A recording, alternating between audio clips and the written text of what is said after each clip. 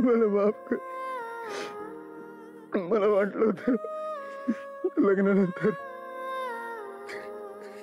लग्नानंतर आपल्या छान संसाराची सुरुवात होईल.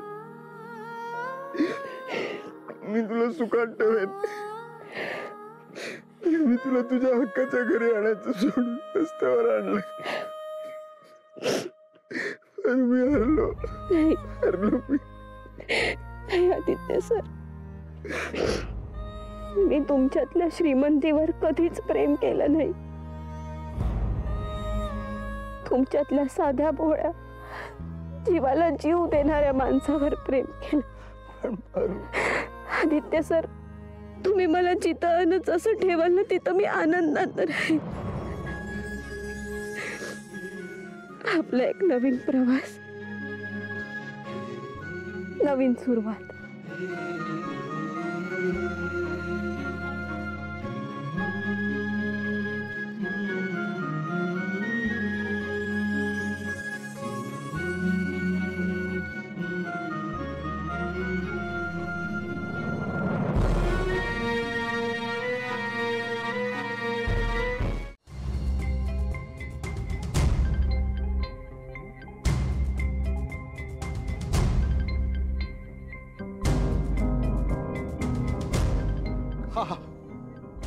अरे मी कमनसीबी आहे ना म्हणून हे समज घडतंय.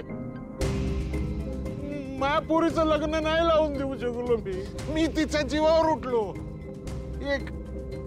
एक चूक नाही देऊ शकलो. चूक नाही देऊ.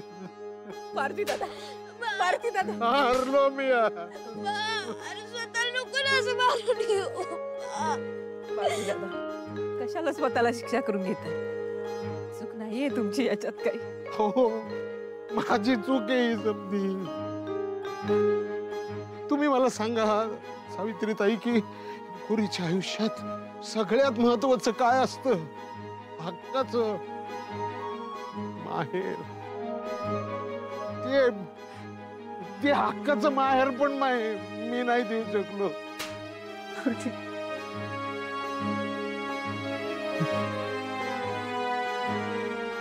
सावित्रीताई,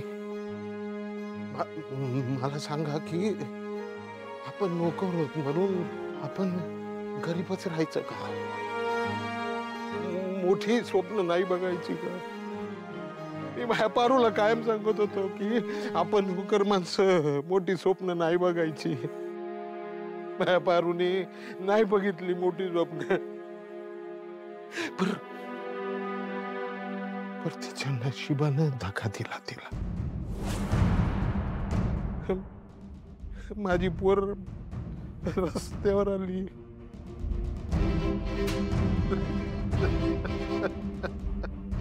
आपल्या पारूवर तुमचे संस्कार आहेत, तुमची हिंमत आहे तिच्यात.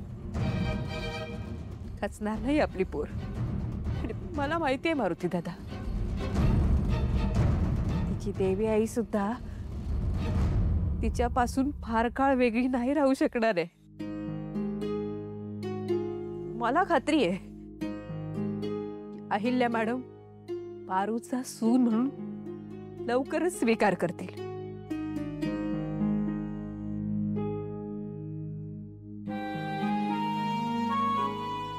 सावित्री आत्या, खरंच होईल समजा नीट? हा, होईल ना समजा नीट? हो रे माझ्या बाळा, सगळं नीट होईल. सगळं नीट होईल रे.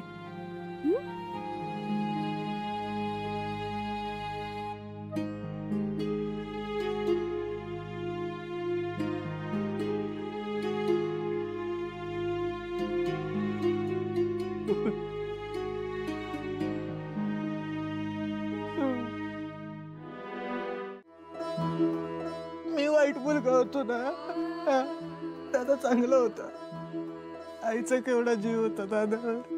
किती किती प्रेम करायचे दादावर. आज तिने त्यालाच बाहेर काढलं ग. अगदी चूक कोणाची आहे प्रेम? सांग मला. चूक वेळेची. चूक का काळाची. आज या सगळ्यात ना सगळ्यात जास्त त्रास आईंना होत असणार आहे.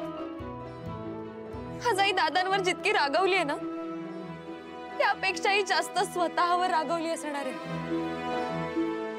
आणि प्रीतम, आपण आई आणि दादा दोघांचे दोषी होत. मग आपल्याला का नाही शिक्षा दिली आईने? पारू आणि दादालाच का? पारूने केवढं केलं या घरासाठी? हा? जीव धोक्यात घालून तिने आपल्या घराचं रक्षण केले. पारू, आईने तिलाही बाहेर काढलं आणि मी काहीच करू शकलो नाही ग. मी काहीच नाही करू शकलो. प्रीतम, आता वेळ नाजूक आहे. गोष्टी शांतपणे समजूतदारपणे हाताळण्याची गरज आहे. मला सांगा, आज जर तुमच्या जागी दादा असते आणि दादांच्या जागी जर तुम्ही असता ना, तर दादा कसे वागले असते? तुम्हालाही अगदी तसंच वागायचंय. गोष्टी समजूतदारपणे हाताळायचंय. कळतंय ना तुम्हाला प्रीतम? हा, एवढं कराल ना दादासाठी?